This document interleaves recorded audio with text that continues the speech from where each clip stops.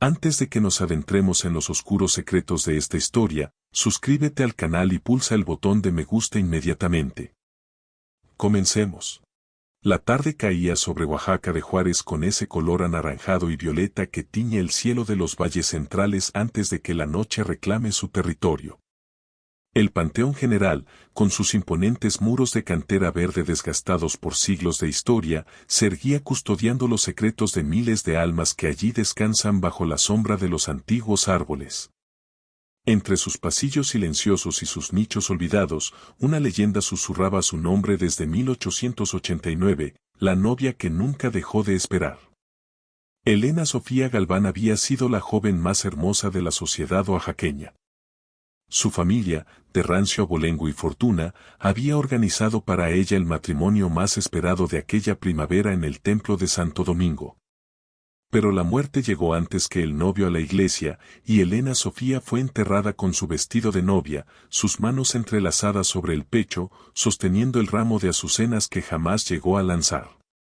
Desde entonces, dicen los panteoneros, su espíritu vaga entre las tumbas buscando algo que la vida le arrebató. Por cierto, si estas historias te atrapan tanto como a mí, suscríbete al canal y déjame en los comentarios desde qué parte de México o del mundo nos estás viendo. Tu apoyo hace que estas historias cobren vida. En el año 2025, Javier Espinosa, un historiador de 32 años especializado en tradiciones funerarias del sureste mexicano, llegó a la capital oaxaqueña con una misión específica: documentar las leyendas urbanas del Panteón General para su tesis doctoral. Había leído sobre Elena Sofía en archivos polvorientos de la hemeroteca pública, pero lo que encontró lo inquietó profundamente. Había inconsistencias en la fecha de su muerte, testigos que afirmaban haberla visto días después de su supuesto entierro y una carta sin remitente que hablaba de un amor prohibido y un secreto que debía morir con ella. Javier se hospedó en una vieja casona convertida en hotel en el barrio de Jalatlaco, a pocos minutos del Camposanto. Desde la primera noche, la ciudad parecía hablarle en susurros. El sonido de las campanas de la catedral resonaba diferente, como si cada tañido arrastrara el peso de las almas en pena. Los viejos oaxaqueños que conoció en las mezcalerías del centro le advirtieron con miradas cargadas de superstición: no vayas al panteón después del anochecer, joven. Allá los muertos no saben que están muertos y algunos todavía tienen cuentas pendientes. Pero Javier era un hombre de ciencia, o al menos eso se repetía a sí mismo. El primer día de investigación llegó al panteón a las 9 de la mañana, donde don Jacinto, el encargado del lugar desde hacía 40 años, lo recibió con curiosidad y resignación. «Otro que viene por la novia», murmuró el anciano mientras abría el pesado portón que crujió como huesos quebrándose. «Todos vienen buscando la tumba de Elena Sofía. Pero nadie sale hablando lo mismo que cuando entró». Don Jacinto era un hombre curtido por el sol y el mezcal.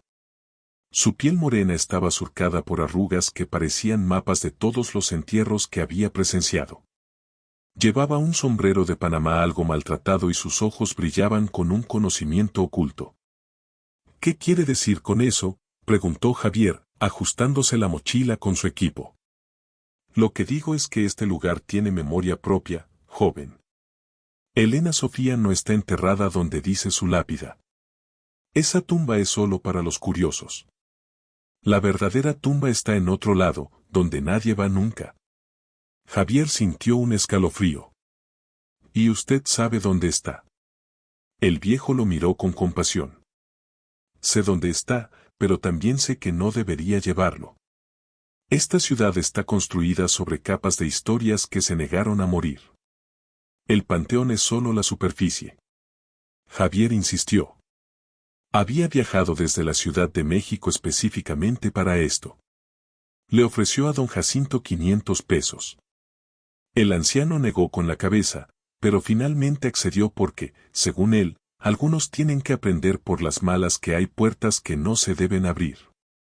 Caminaron por el laberinto de tumbas. El panteón era un museo macabro de la historia de Oaxaca, criptas neoclásicas, tumbas de héroes de la Reforma con nombres borrados y fosas comunes de las epidemias del siglo XIX.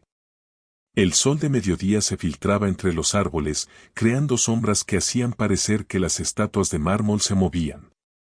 Llegaron a una sección que Javier no había visto en los planos. Era una zona más antigua, con inscripciones en latín y francés, reflejo de la época porfiriana. Don Jacinto se detuvo frente a una cripta cubierta de musgo. No había nombre, solo un símbolo extraño, una rosa entrelazada con un reloj sin manecillas. Aquí descansa Elena Sofía Galván. O al menos sus huesos. Su espíritu es otra historia. Javier se arrodilló a tomar fotos. La estructura estaba bien conservada para tener 130 años. A través de las rejas oxidadas, se veía un ataúd de madera oscura. ¿Por qué no está en la tumba oficial?, preguntó Javier. Antes de continuar. Si estás listo para ser cómplice en cada misterio que desenterremos, suscríbete al canal y pulsa el botón de me gusta inmediatamente. Sigamos con la historia. Don Jacinto suspiró. Porque Elena Sofía no murió de fiebre, como dice el registro. Murió porque su corazón no pudo soportar la traición. Su prometido, Julián de la Riva, hijo de una de las familias más poderosas de los valles centrales, la abandonó el día de la boda. Pero no por otro amor, sino porque le revelaron un secreto: Elena era hija ilegítima de un alto clérigo y una mujer de la Sierra Juárez. En aquella sociedad, eso era el fin. Javier escuchaba atónito. La madre de Julián, doña Gertrudis, había interceptado la verdad para destruir la unión. Elena esperó 2 horas en el altar. Al entender que Julián no vendría, huyó por las calles de Cantera Verde, se encerró y 3 días después la encontraron muerta. La enterraron aquí en secreto para ocultar la vergüenza, continuó el viejo. En la tumba oficial hay un ataúd vacío. Aquí la trajeron de noche, con su vestido de novia y una carta que nunca pudo entregar. Javier sintió una inquietud visceral. ¿Qué decía la carta? Mi abuelo, que era enterrador, decía que ella le perdonaba todo. Que lo esperaría en este mundo o en el otro. Pero Julián nunca leyó eso. Él murió en 1935, solo y atormentado, y está enterrado en el otro extremo del panteón. Don Jacinto relató cómo, desde entonces, se ve a una mujer de blanco llamando a Julián y cómo la cripta de él apareció abierta una vez sin rastro de forzamiento. A pesar de las advertencias, Javier decidió regresar esa noche saltando la barda. A las 12:30 de la mañana, el panteón era un mundo espectral. Llegó a la cripta de Elena Sofía y, para su horror, encontró un ramo de flores frescas que no estaba allí por la tarde. Debajo, una nota con caligrafía del siglo XIX: hoy tampoco viniste, mi amor. Tu Elena Sofía. De pronto, escuchó pasos. Una figura femenina, vestida de novia y con la piel de una palidez antinatural, apareció entre las sombras. No soy quien buscas. Soy quien nunca dejó de buscar, susurró la aparición. Elena Sofía le reveló a Javier que la carta original, la que probaría su perdón a Julián, estaba oculta en su ataúd. Le pidió un favor desesperado: abrir la cripta, tomar la carta y leérsela a Julián en su mausoleo el próximo 15 de marzo, cuando se cumplirían 137 años de su muerte. Si te niegas, mi tristeza se volverá contagiosa, como una enfermedad del alma, advirtió el espíritu. Antes de desvanecerse, le dio una prueba de que no estaba loco: al abrir la cripta, junto a mi corazón, encontrarás un anillo de oro con una inscripción en zapoteco: el último regalo de mi madre. Cuando lo veas, sabrás que esto es real. La figura se deshizo como humo, dejando a Javier solo en la oscuridad del panteón general, con una misión que desafiaba toda lógica humana. Javier se quedó solo entre las tumbas, temblando no solo por el frío de la noche oaxaqueña, sino por la certeza visceral de que algo fundamental en su comprensión de la realidad acababa de quebrarse. No recordaba claramente cómo salió del panteón esa noche. Solo recordaba correr por las oscuras calles de Jalatlaco, trepar la barda con una urgencia animal y no parar hasta llegar a su hotel. Una vez en su habitación, revisó el video de su cámara. Todo estaba ahí, la nota con la caligrafía antigua, los pasos acercándose, su propia voz preguntando, Elena Sofía. Pero cuando llegó a la parte donde la figura debería aparecer, la cámara mostraba solo estática y distorsión de audio. Era como si algo en su presencia interfiriera con la tecnología. Sin embargo, en el audio de fondo, muy débilmente, se podía escuchar una voz femenina susurrando las mismas palabras que él recordaba, no soy quien buscas. Soy quien nunca dejó de buscar. Javier no durmió esa noche. Se quedó despierto, mirando el techo de vigas de madera, tratando de procesar lo que había experimentado. A las 6 de la mañana, cuando los primeros rayos de sol comenzaron a filtrarse por su ventana, tomó una decisión. Iría a hablar con don Jacinto. Necesitaba saber más sobre cómo abrir esa cripta y necesitaba un testigo que confirmara que no estaba perdiendo la cordura. Llegó al panteón a las 7:30. Don Jacinto ya estaba allí, barriendo las hojas secas de los pasillos de cantera. Cuando vio a Javier, su expresión cambió inmediatamente. «¿Usted entró anoche?» No fue una pregunta, fue una afirmación. «Lo sé, porque los perros del barrio aullaron toda la madrugada. Solo hacen eso cuando ella se manifiesta». Javier asintió, sin fuerzas para mentir. Le contó todo, el encuentro, las palabras de Elena Sofía y la petición de abrir la cripta. Don Jacinto escuchó en silencio, su rostro permaneció impasible, pero sus ojos revelaban que nada de lo que Javier decía le sorprendía. «Lo temía», dijo finalmente el anciano. «Cada pocos años ella elige a alguien. La mayoría huye después del primer encuentro. Usted es diferente. Usted quiere ayudarla. Eso habla bien de su corazón, pero mal de su instinto de supervivencia». «¿Me ayudará a abrir la cripta?», preguntó Javier. Don Jacinto guardó silencio durante lo que pareció una eternidad. Finalmente suspiró profundamente. «Sí, pero con una condición. Haremos esto al mediodía, cuando el sol esté en su punto más alto, la luz ofrece cierta protección. Y traeremos a un sacerdote. El padre Ignacio, del templo de San Matías Jalatlaco, es un hombre sabio que entiende que hay cosas que la iglesia oficial prefiere ignorar». 5 horas más tarde, 3 hombres se encontraban frente a la cripta cubierta de musgo: Javier, el historiador cuya incredulidad se había desmoronado, don Jacinto, el guardián que había visto demasiado, y el padre Ignacio. Un sacerdote de 60 años con un rostro amable y ojos que conocían la batalla entre la fe y la oscuridad. El padre Ignacio roció agua bendita alrededor mientras murmuraba oraciones en latín. Don Jacinto usó un soplete para cortar la vieja cerradura oxidada. El metal cedió con un quejido que sonó dolorosamente humano. Al entrar a la pequeña cámara mortuoria, el aire se sintió denso, cargado de una energía que erizaba la piel. El ataúd estaba sorprendentemente bien conservado, con tallados de rosas y una placa de bronce: Elena Sofía Galván. 1870 a 1889, Esperanza en el silencio. «¿Está listo?», preguntó don Jacinto, con la mano temblando sobre el borde del ataúd. Javier asintió. Con un esfuerzo conjunto, levantaron la pesada tapa. Lo que vieron dentro hizo que todos retrocedieran. Elena Sofía yacía allí, preservada de una manera que desafiaba la ciencia. Su vestido de novia, aunque amarillento, estaba intacto. Su piel era pálida como el mármol de las canteras de Etla, y sus manos sostenían los restos secos de un ramo de azucenas. Sus ojos, aunque cerrados, parecían a punto de abrirse. «Esto es imposible», susurró Javier.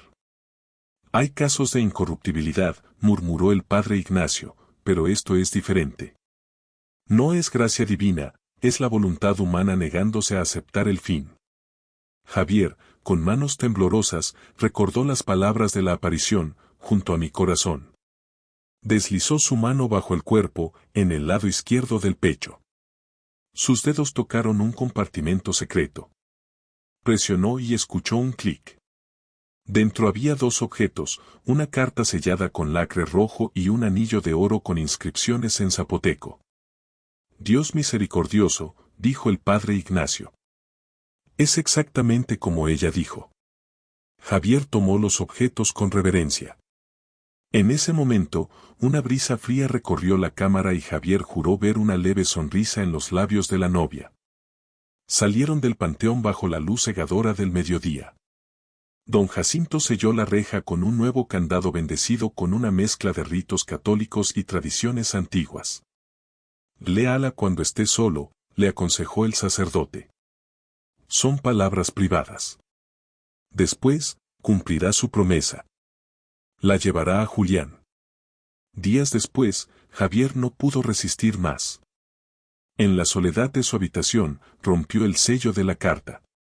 La caligrafía era hermosa. Mi amado Julián, si estás leyendo esto, significa que alguien se atrevió a abrir mi tumba. No te escribo para reprocharte. Entiendo el peso de tu apellido y el horror de descubrir mi origen. Pero el amor verdadero no conoce barreras de clase ni de raza. Mi madre, Citlali, era una curandera de la sierra que amó a un hombre prohibido. Yo soy el resultado de ese amor imposible. Te perdono, Julián. El amor no muere bajo las normas sociales. Te esperaré en este mundo o en el otro. Este anillo perteneció a mi linaje zapoteco, de cuando nuestra gente era libre en las montañas. La inscripción dice, Quinchecueratsiascataecha, el amor verdadero no conoce fronteras. Perdóname por no ser lo suficientemente fuerte para vivir sin ti. Al terminar de leer, Javier lloraba. Entendía que ella no buscaba venganza, sino reconocimiento. El 14 de enero, decidió cumplir su promesa. Contactó a don Jacinto para ir al mausoleo de los de la Riva. El mausoleo era imponente, de cantera verde con ángeles de mármol. La familia se extinguió hace décadas, dijo don Jacinto mientras abría la puerta de bronce. Entraron al recinto oscuro que olía a tiempo detenido. Encontraron la placa, Julián Alonso de la Riva. 1867 a 1935, descanse en la paz que no encontró en vida. Julián de la Riva, comenzó Javier con voz firme.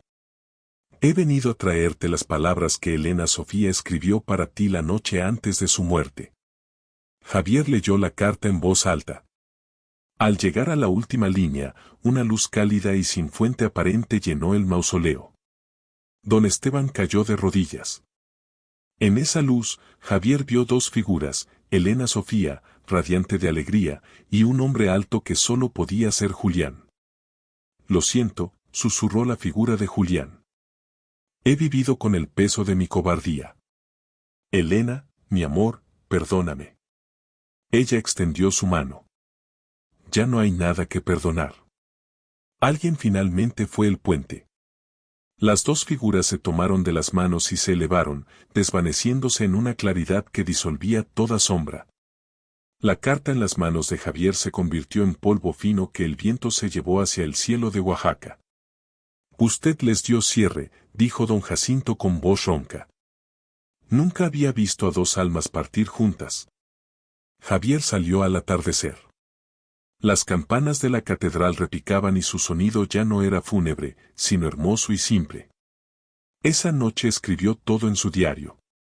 Sabía que ningún académico creería su historia, pero también sabía que era la verdad más profunda que jamás documentaría. Había aprendido que, en las calles de Oaxaca y en los corazones de los muertos, el amor es la única fuerza que realmente trasciende el tiempo. A veces, las historias no mueren con las personas, se quedan esperando en el silencio de los muros de cantera a que alguien con el corazón dispuesto se atreva a escucharlas. Si hoy tú también sentiste el peso de esa carta y el frío de la cripta, te invito a que no dejes que esta leyenda se pierda en el olvido. Dale un me gusta a este video si crees que el amor verdadero trasciende cualquier frontera y suscríbete a nuestro canal. Al hacerlo, te conviertes en un guardián de estas crónicas que habitan entre la luz y la sombra. Déjanos en los comentarios, ¿crees que hay promesas que deben cumplirse incluso después de la muerte? Gracias por acompañarnos hasta el final de este viaje, por ser parte de este puente entre lo vivo y lo eterno. Gracias por ver este video. Dios los bendiga.